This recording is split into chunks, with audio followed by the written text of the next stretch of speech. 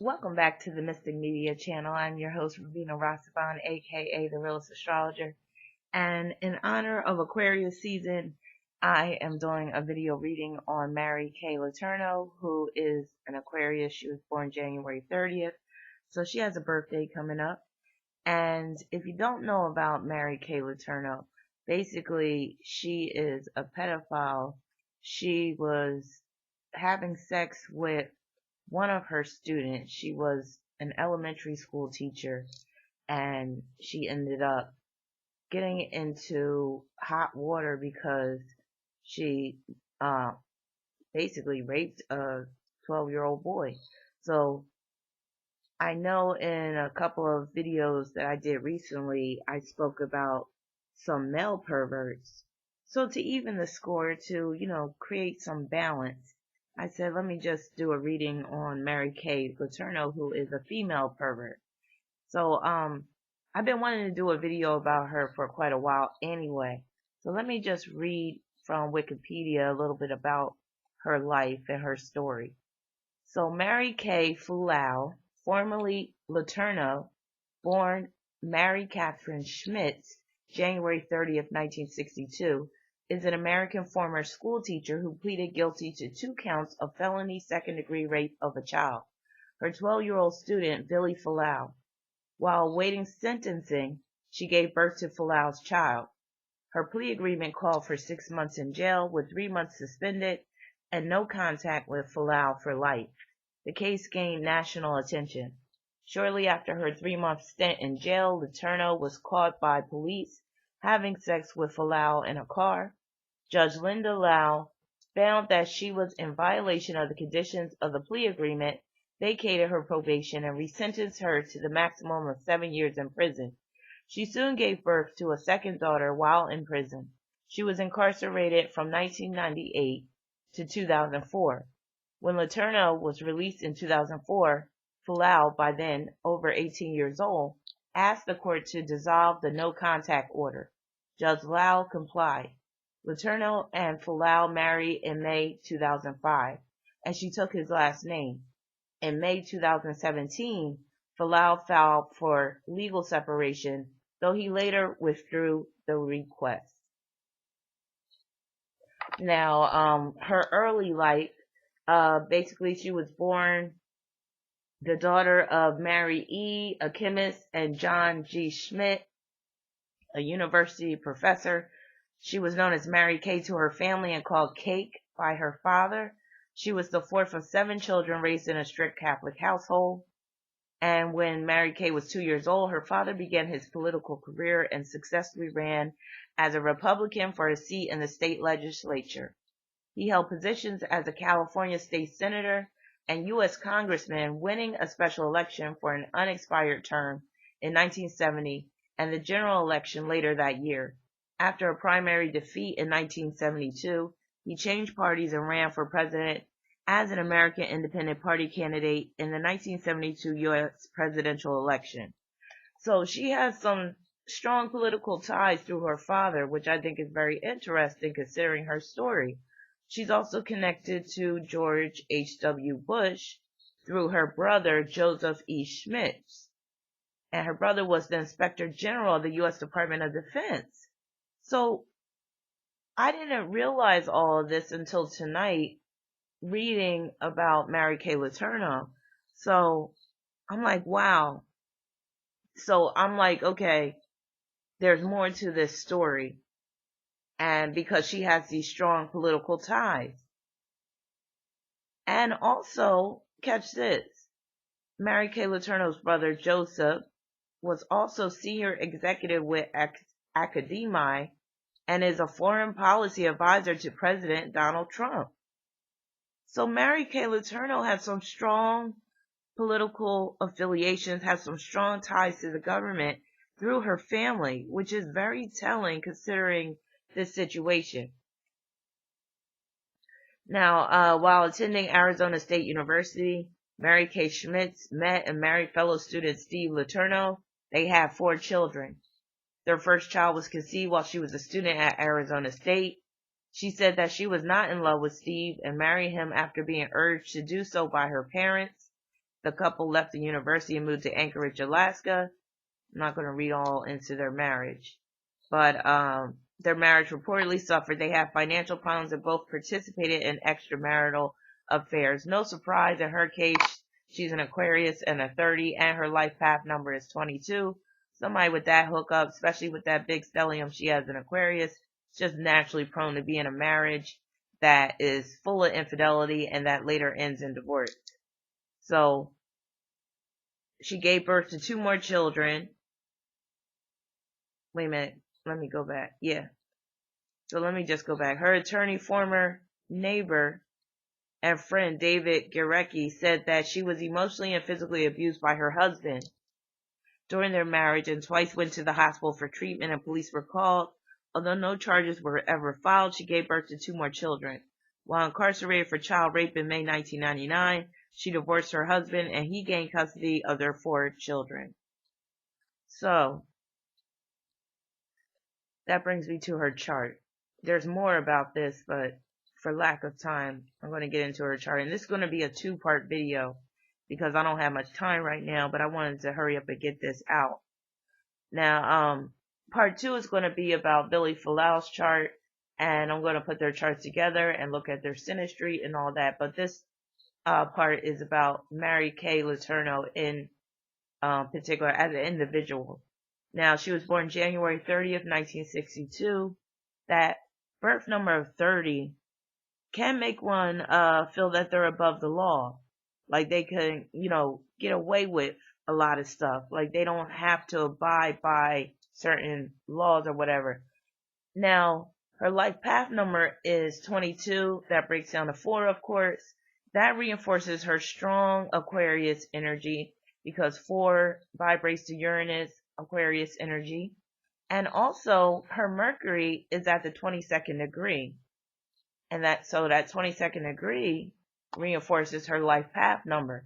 Now, the interesting thing about her life is that she had a baby brother who died from drowning in a pool when he was only 3 years old.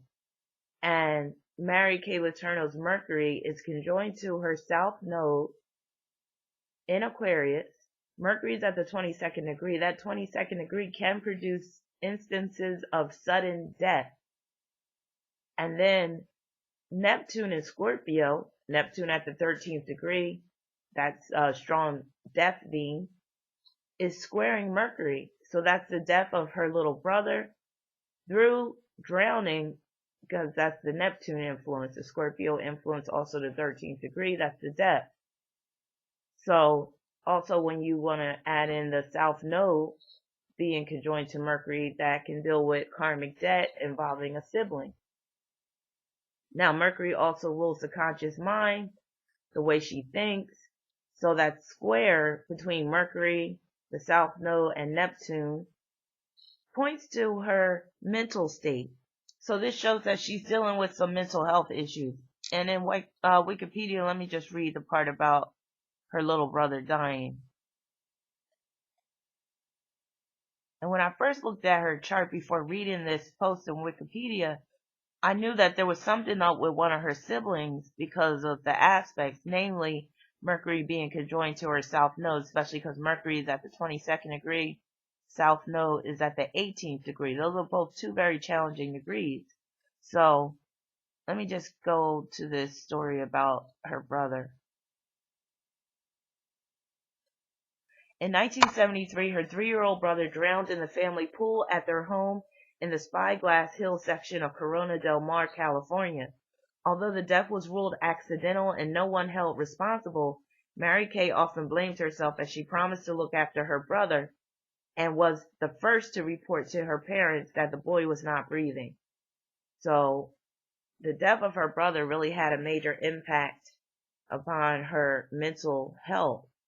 But I'm wondering, because of who her father is, I was like, was this the death of this boy a sacrifice?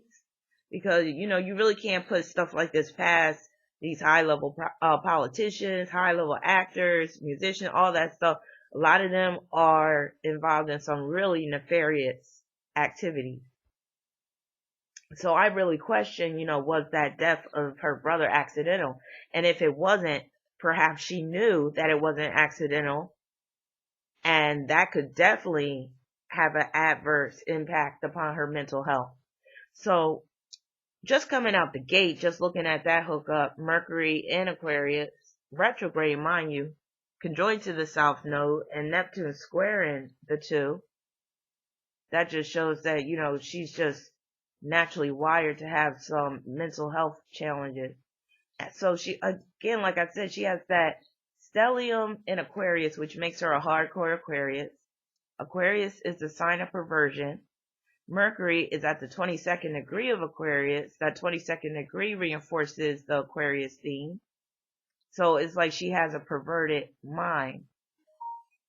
And again, life path number 22, that breaks down to 4. That is also reinforcing the theme of perversion. Her Neptune's at the 13th degree. That breaks down to 4. More reinforcement of perversion. Chiron's at the 4th degree of Pisces. So there's that 4 again. Now going back to that South Node at the 18th degree. If you've seen my a lot of my other videos, when I talk about that 18th degree, you know that I say it's one of the most challenging, and it can produce someone that is hypersexual. It can also produce situations involving death. So it reinforces the theme of the death of the brother, but it can also just point to being a very aggressive person. It's a degree of hypermasculinity. It's a degree of aggression, a degree of egocentrism, narcissism even. It could be very nasty. The 18th degree can represent some very nasty circumstances, nasty inclinations, all of that stuff. South Node is conjoined to Jupiter, also Venus and the Sun. Like this whole stellium in Aquarius is just showing that she is a wayward person. She is not a normal type of person.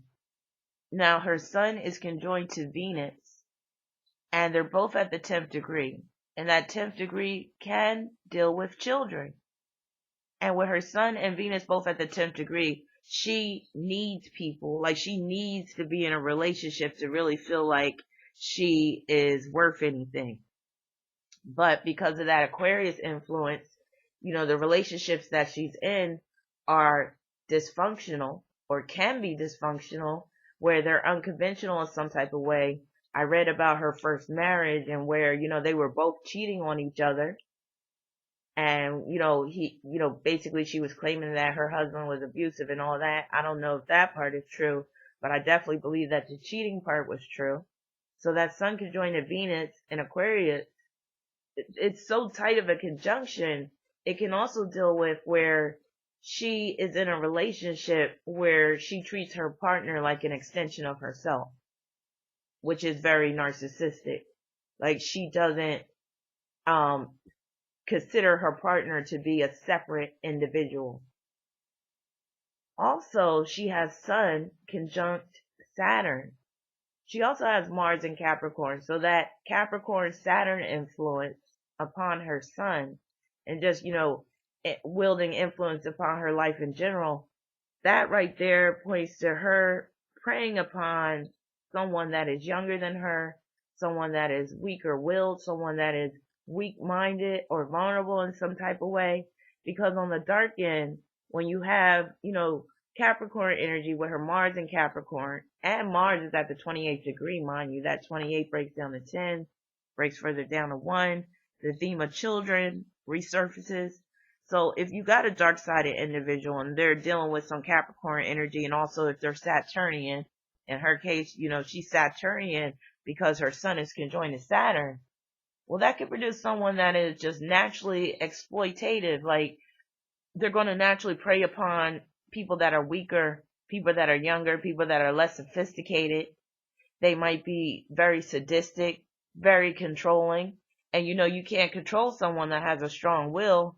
So, it's easy to control children because number one, they don't have as strong will as an adult. And number two, they don't have as much free will because they're children. And if you're in a position of authority over that child, such as being a teacher, which she was with Villi, she can really take advantage of that Saturn energy, that Capricorn energy in the worst way, which she did.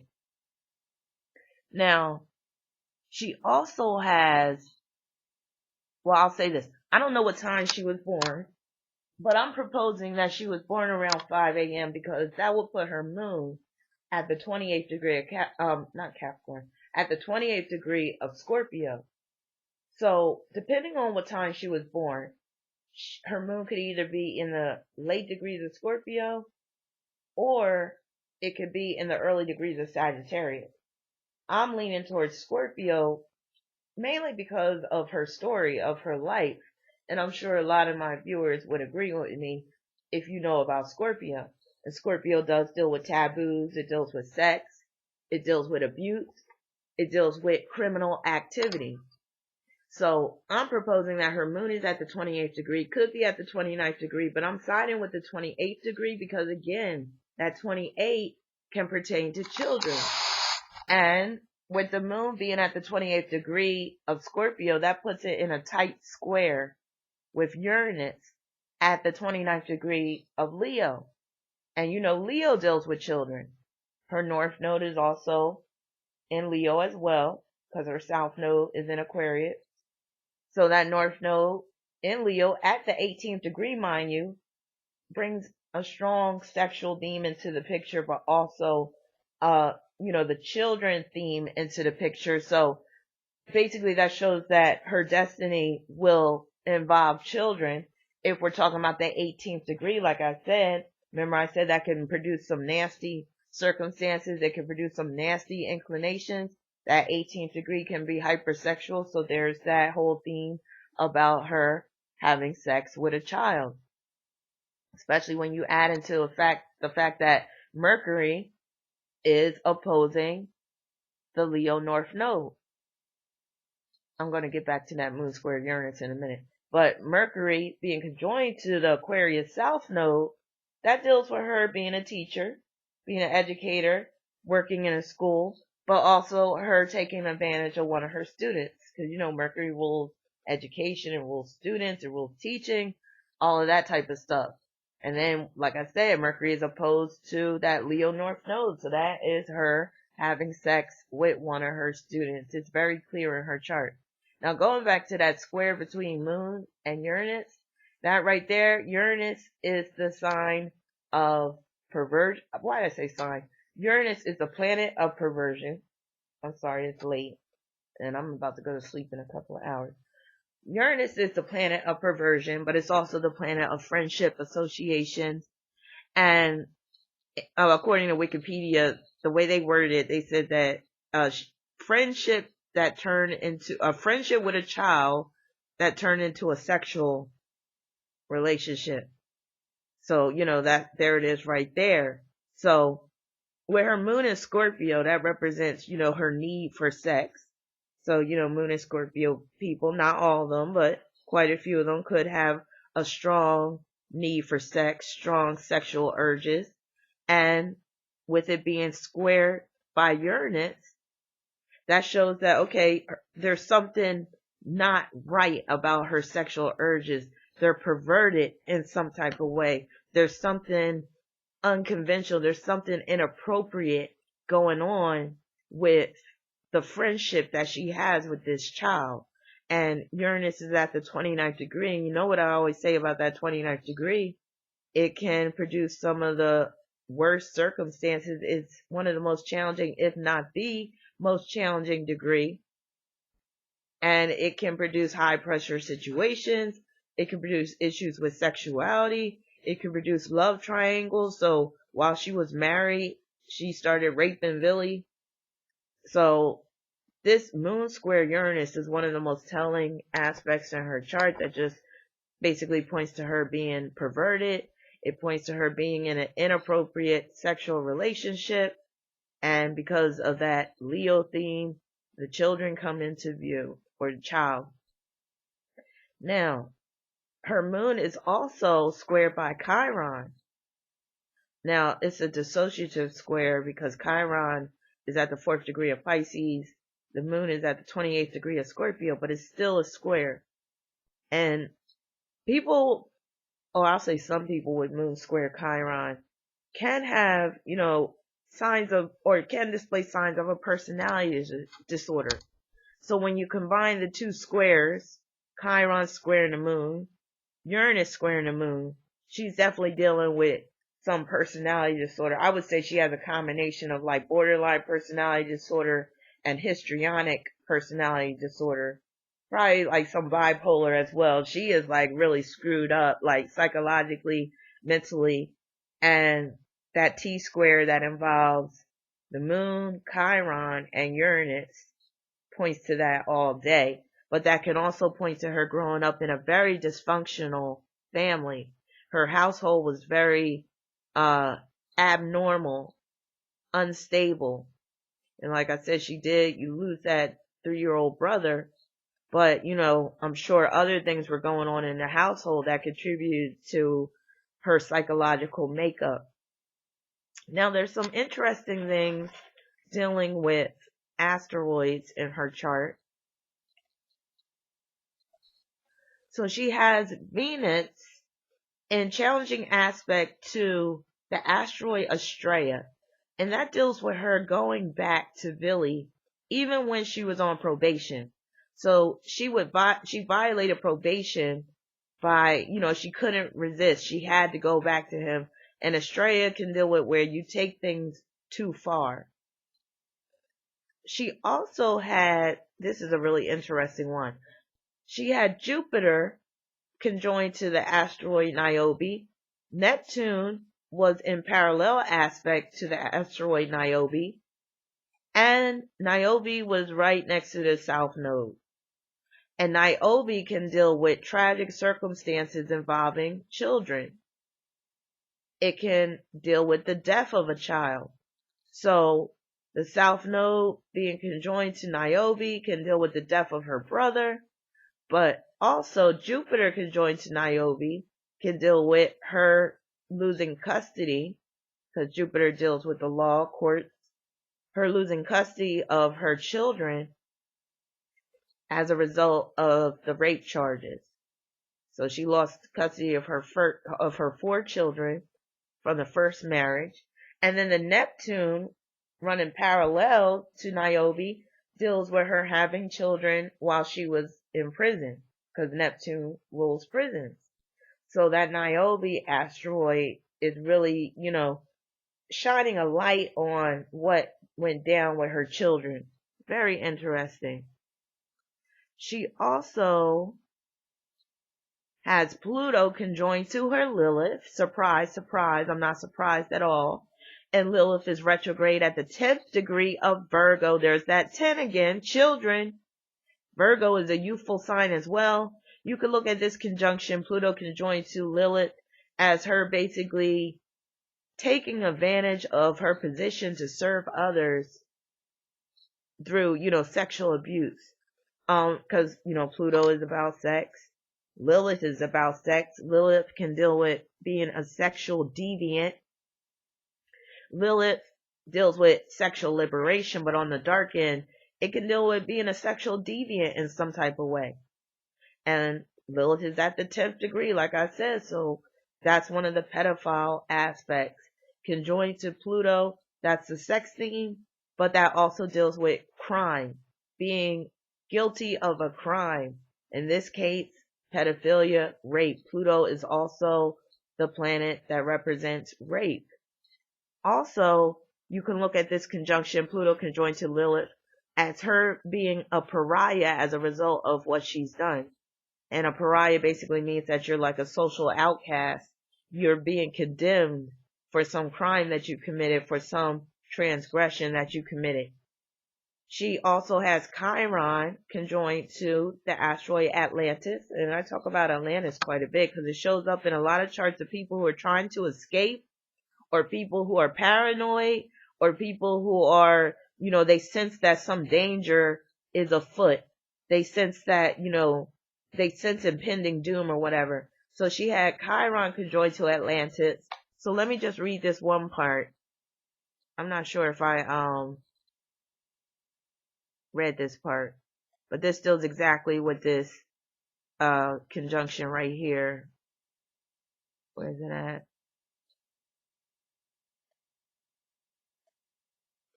Basically, before, cause it's taking me a minute to find it.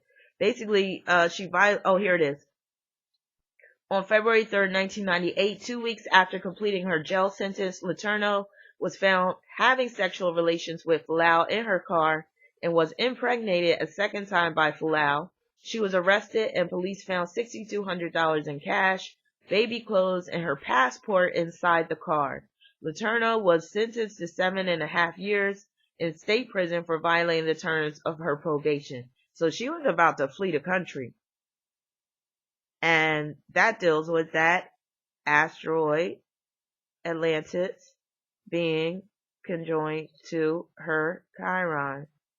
So she, something else. But I'm also looking at that conjunction as also being where she might have gotten off sexually by sneaking around, like having sex in the car with Villi and, being, how some people they get off by like the whole thing of like, oh, we might get caught and all that type of stuff. So I would think like the whole secrecy about it, that was part of the whole allure or whatever like that. Also, there was something else I wanted to say. Dealing with it was either the 10th degree or whatever. But let me just move on before, and if I remember, I'll go back to it. But her Mars is conjoined to Icarus, and that could deal with basically her getting caught up as a result of being too cocky. Oh, that's what I meant to say. So that the 10 degrees in her chart, the 28th degrees, so the moon at the 28th degree of Scorpio, like I proposed, Mars at the 28th degree of Capricorn, Sun and Venus at the 10th degree. Remember, I read that she got caught in a car, and the 28th degree and the 10th degree can deal with vehicles, which is very telling. All right, back to, so that Mars conjoined to Icarus. Icarus could deal with where you get caught up, where disaster ensues as a result of you being too cocky, where you get caught up, you get spanked as a result of being overly confident, which is what happened with her. And justifiably so. She has Mars opposition Siwa. That deals with her getting pregnant. Siwa is at the 27th degree of Cancer and it's retrograde. So, again, I don't know what time she was born, but that would put Siwa, if in the ballpark of her birth time, that would put Siwa in the 7th house, and that could deal with her, that could be another aspect dealing with her getting her children taken away, but also having children outside of her marriage. Let's see what else. That's pretty much it for now.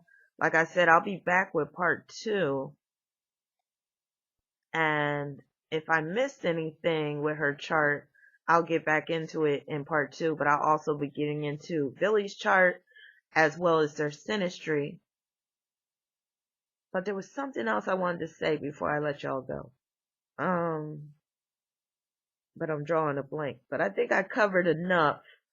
And I think that you guys have a pretty good picture of what she got going down in her chart. And it's definitely related to everything that has happened in her life. But there was something else that I wanted to talk about, but hopefully it'll come back to me for part 2. Let me know what you think in the comments section. Oh, there was one thing I did want to mention that's kind of on a humorous note, but when I was thinking about Mary Kay Letourneau, like a few months ago after I saw this interview, that's another thing I wanted to talk about, the interview. So I saw this interview with her and Villi, and it was so cringeworthy because you could see that she was totally controlling Villi, even to this day, even though he's a full-grown man now. Basically, she has his nuts in her purse. Like, she is just totally a dictator over him. Like, you could totally see this. And that is so Sun conjoined to Saturn and Venus in Aquarius, where she's like a dictator, a tyrant over her spouse. Like, she is just something else. And she was even accusing him in the interview of him being the one that started the flirting, starting the relationship. I think she said something like, who was the boss? She was asking him, who was the boss? Trying to like say it was him. And she is the type of person that won't take accountability for her actions. And she has this huge sense of entitlement because of that Aquarius stellium. And she will rationalize any type of behavior because of that Aquarius stellium. And another thing I failed to mention too, with Uranus squaring her moon, Chiron squaring her moon, she is very sociopathic. So not only does she have some serious personality disorders, I see her being a sociopath as well. And when you add in all that Aquarius energy, that reinforces the sociopathy theme. And she has that crazy smirk that is characteristic of a lot of Aquarians. I don't know if anybody has ever noticed that, but a lot of Aquarians will have this kind of like crazy smirk to them, even when they are serious. Even when like there's nothing funny, it's like they got this smirk that's kind of like saying, I know something you don't know type of thing. And she definitely has it. And I do have to say this, and I hope I don't offend my Aquarius viewers, but Aquarius is one of the key signs of mental illness. Pisces is another. And it's because they are the higher octave signs. They are not personal signs. So somebody with strong, like heavy Aquarius energy, heavy Pisces energy, and Mary Letourneau's case, heavy Aquarius energy, that's very impersonal energy. And this is the type of person that may not have a firm grip on reality, or may not even have a firm understanding of the human experience, or what it is to be human, or what it is to like feel, or to be normal, or to even just have a sense of integrity. So she is just, like, her chart says it all, that she was basically destined to get caught up in a situation like this. But like I said, I think a lot of it deals with the family that she was raised up in. I think she has some nefarious family ties. And also, in her case, I feel that she's the type of pedophile that where it's not so much about the sex. It's not so much about her being sexually attracted to a prepubescent child. It's more so about control in her case. It's more so about her being a dictator and a tyrant. And like I said, what better person to control than a child? And again, I also think it goes back to the death of her little brother as well, where that screwed her head up so much, especially if she was a witness to it, and especially if the death wasn't accidental, like the police report says, and her father had connections where he could basically pay off the police or whatever, and I'm sure he's probably a Mason or whatever, pay off the police or whatever, and make it seem like it was an accident. If she knew all that, then perhaps she was engaging in this psychological term called transference, where she took Villi to be, okay, this is my little brother. This is going to be my new little brother. And then with Venus in aspect to Estrella, like I said, taking things too far. She took it way too far, started raping the boy. Next thing you know, she's in love with this boy, having his babies, all types of stuff, because she wasn't in her right mind to begin with. Now, that doesn't excuse what she's done. She's a pervert nonetheless. She's crazy as cat shit. And I don't think she should be anywhere. I don't even think she should have custody of the two girls that she's had with Villi. I don't think she should have been allowed to marry Villi. And she might really belong in a psychiatric ward, because she is just nuts. But let me know what you think in the comment section. I will be back with part 2 within a day or so. So sit tight for that. And if you would like a reading, you can go to my website at ravina.com. Peace and many blessings, and I'll be back.